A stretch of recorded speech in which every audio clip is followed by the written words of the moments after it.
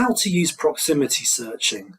There will be times when you will want to increase the relevancy of your results, but need more flexibility than phrase searching allows. For example, a search for wound assessment will miss any results referring to an assessment of the wound or wound healing assessment. This is where an advanced search technique called proximity searching can be helpful. There are two ways that we can run a proximity search. The first way is by using the near operator. N stands for near, and the number 3 refers to how many words apart your terms can be. Note that you can combine this with truncation, which I am doing here. This means that I am searching for the word wound or wounds within 3 words of assessment or assessments.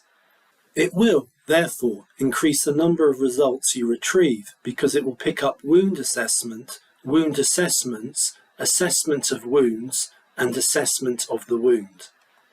You can change the number according to the level of flexibility you wish to allow within your search, but 3 works well on most occasions.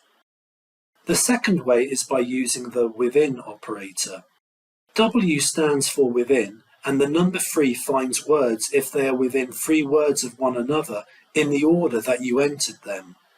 Note that you can combine this with truncation, as before.